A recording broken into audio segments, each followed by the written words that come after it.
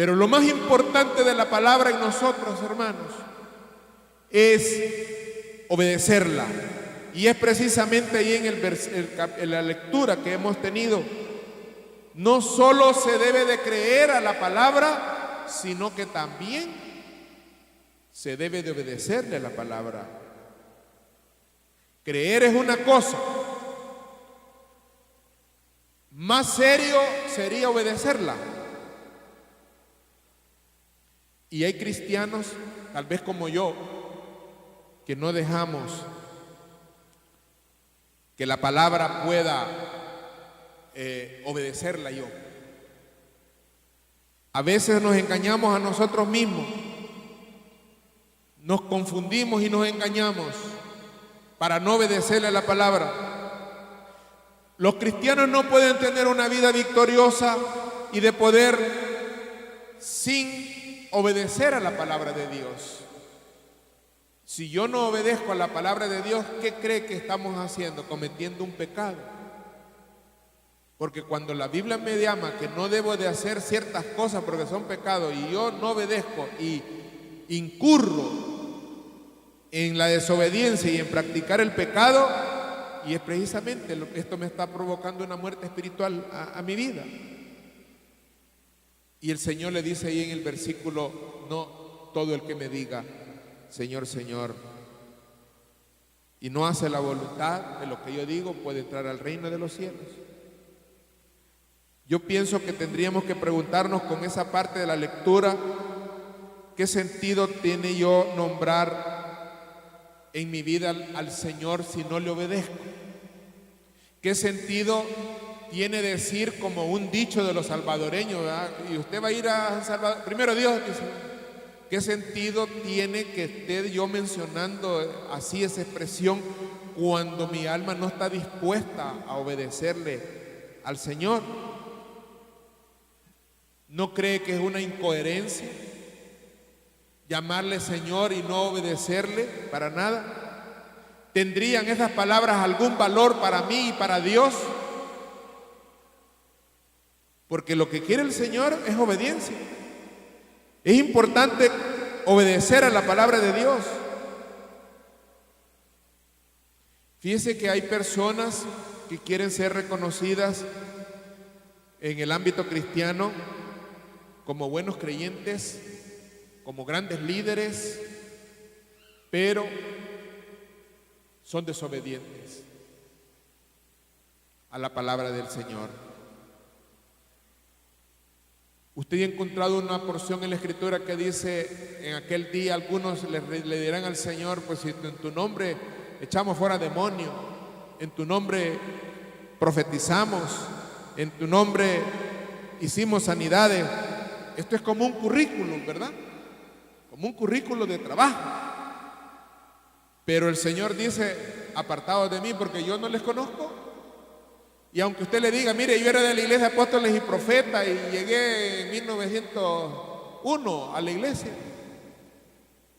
no te conozco. Ese currículum no tiene ningún valor si yo no empiezo o comienzo a obedecer a la palabra del Señor. Es importante por eso obedecer al Señor. Yo le pregunto a usted: ¿usted está dispuesto a empezar a obedecerle al Señor? Allí en el texto de Lucas habla de dos hombres, unos que dan buenos frutos y unos que dan malos frutos. Qué feo, ¿verdad? Y dice también el Señor que por esos frutos nos conozcan. ¿Qué fruto estaré dando yo? ¿Qué fruto estará dando usted? Y a veces uno se encuentra con personas y le dicen: no, hombre, esos creyentes no son nada, no son creyentes. ¿Por qué creen que le dicen a alguien que no son creyentes? Por los frutos que estamos dando. ¿Cuáles serían los frutos que estamos dando? Malos frutos, porque eso es lo que dice ahí. Deberíamos de empezar a hacer lo que dice ya el versículo 49, a empezar a edificar nuestra vida en la roca que es Cristo, porque eso es lo que dice el versículo 49. en empezar a edificar ya no es posible, hermano. Mire, ayer dijeron que se iba a terminar el mundo, pero aquí estamos todavía y nosotros estábamos aquí esperando que se terminara con los hermanos y verdad que no queríamos irnos del culto. Nos vimos como a las 6 porque estábamos esperando que se terminara el mundo. Y le decía a los hermanos, y yo no sé si habrán personas que pueden creer, bueno, las personas pueden creerlo, pero creyentes, hermano. Cuando la Biblia dice que nadie sabe,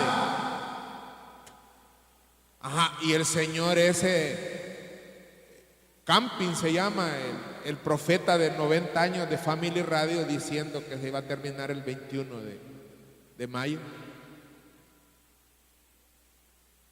La Biblia dice que nadie sabe. Y mire, hermano, después que salimos de aquí, nosotros nos fuimos después que ensayó el Ministerio de Alabanza, una soledad en las calles, terrible. Todo el mundo estaba esperando el fin del mundo en la casa, a ver si se agarraban todos juntos, ¿verdad? O se podían salvar unos con otros. Ni carros, ni personas a pie, los negocios solos, todo el mundo estaba sumamente preocupado. ¿Sabe qué había pasado en la mañana? Hoy siguieron comiendo, bebiendo, chupando, fregando, pecando, porque no se terminó el mundo. Está bueno que los hayan puesto asustados siquiera por una vez. Tal vez así entienden un poquito. Pero el mundo no se termina, y le decía a los hermanos, mire, para que se termine el mundo, primero tiene que venir el Señor a llevarse a la iglesia. Después tiene que establecer el anticristo su gobierno y la paz falsa por 3 años. Después tiene que haber el juicio sobre la tierra en los primeros 3 años y medio de la tribulación. Después tiene que haber otros 3 años y medio de tribulación sobre un juicio sobre los hombres. Después tiene que venir la guerra del Armagedón y que se cumpla todo el capítulo 38 y 39 del libro de Ezequiel. Después tiene que venir el Señor Jesucristo en segunda venida. Después tiene que establecer el reino por 1000 años sobre esta tierra. Solo los 1000 años, ¿cree usted que se iba a terminar con el día de ayer, en la noche? ¿Y de aquí que pasen 1000 años? Hasta entonces, cielos nuevos, tierras nuevas, la tierra arde, con lo que dice Pedro, se enrollan hasta el cielo, se enrolla y la tierra también y se termina todo. Solo la gente que se salvan en Cristo Jesús se queda. Y aparece un señor diciendo que se iba a terminar el 21 a ver qué dice hoy, ¿verdad? Sí, que se equivocó.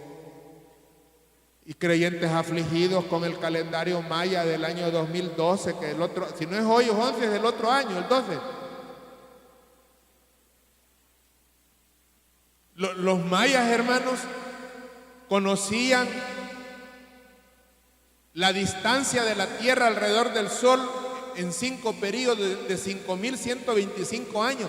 Y se equivocaron los pobres mayas, eran indios, pues, autóctonos de México. No tienen ni la cultura de nosotros siquiera. Se equivocan en los cálculos y dicen que son 5 ciclos de 5.125 años que le da 5 veces el sol, la tierra al sol, y ya se le terminaron la cuenta y se terminaron los años para los mayas y se terminó el calendario de los mayas en el año 2002. Pero vienen ya dicen que se termina, si no se termina hoy el 2011, se termina el 2012. Y la gente creída. ¿Sabe qué? Lo que nos conviene es ponernos a cuenta con el Señor, que se termine, hermano. Y si no se termina, me voy a morir yo. De todos modos, necesito estar a cuenta con el Señor. Yo creo que si la medicina fuera, sería arrepentirse. Que muramos, vamos a hacerlo. Aquí nadie va a vivir más de la edad que el Señor nos ha marcado. Sigo. Usted no se afligió, ¿verdad? Porque se iba a terminar el mundo. ¿Hay alguno afligido así dice Santiago, ¿verdad? La carta. Ore, dijo el Señor. Y si no puede orar, pues que cante, para que esté gozoso, si no esté afligido. Muy cómodo es oír la palabra de Dios, muy cómodo es oírla. Muy cómodo es oírla y no hacer nada de lo que la palabra me dice. Y de obedecerla es más difícil todavía, porque oírlo, quieras o no, a menos que nos pongamos un taponcito, ¿verdad?, en los oídos, pero de oír, ¿verdad que no pagamos por oír nada? Ni nos dan dinero por oír, ¿verdad? Ni nos cobran porque podamos oír. Y hacer lo que dice la palabra, a algunos no nos gusta. Y obedecerla, mucho menos. Y esto es lo más peligroso. Usted puede oírla. Si quiere, no la puede cumplir toda. Pero dejar de obedecer la palabra es más peligroso. Porque ella es la que nos da la vida eterna. En la palabra de Dios está el plan de salvación para nosotros. En la palabra están todos los indicativos para poder ser salvos.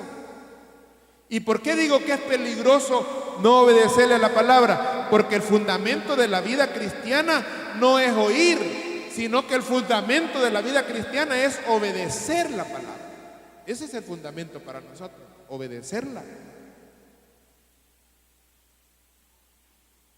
El hombre que quiso poner otro fundamento, del que empezó a construir sobre la arena,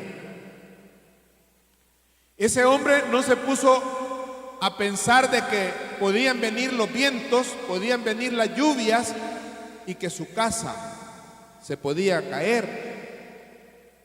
Edificó una casa aquí en la arena. ¿Habrá seguridad, hermano, en construir una casa? Los que saben de albañilería, ¿se podrá construir en una casa donde solo hay arena y no hacerle el fundamento? Y si en caso existieran fundamentos para una casa donde hay un terreno de arena, mire, yo les aseguro que tienen que escarbar para hacer unos arranques hasta que topen con algo sólido, si es posible unos 10 metros de fundamentos. La Biblia dice que Jesucristo es la piedra del fundamento de los apóstoles y de los profetas. Y en la construcción de los judíos, la piedra del fundamento de la construcción de las casas judías era la piedra que se ponía en el ángulo. Como ejemplo, en esa esquinita de este edificio, allí se ponía la roca principal, la piedra más grande, la piedra que iba a darle lineamiento de solidez a los cuatro ángulos de la construcción. Y San Pablo dice en los Efesios que Jesús es la piedra del ángulo. Ninguno de los que estamos aquí podemos construir en nuestras propias fuerzas. Tenemos que construir en la roca que es Cristo.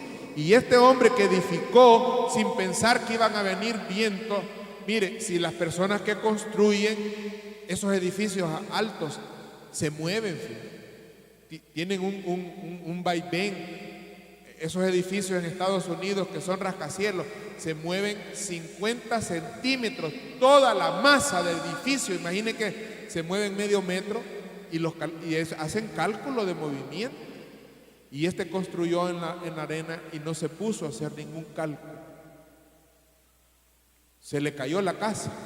Dice que cuando vino con ímpetu el viento y el agua, se cayó la casa. Eso quiere decir que hay creyentes que una sacudidita de un temblorcito por ahí se cayó. Un problemita pequeño en la vida y empezamos a echarle la culpa. No, es que la iglesia tiene la culpa, el pastor no me gusta, el diablo me botó, pero no se dio cuenta que a dónde fue que construyó él, a dónde tiene fundada su vida. No basta, yo dije de un momento, no basta con oír y creer, se necesita obedecer. Y ese es el tema del sermón de esta tarde. Se le cayó la casa al hombre que construyó en la arena. No pensó que habían vientos fuertes, no pensó que había de venir la lluvia,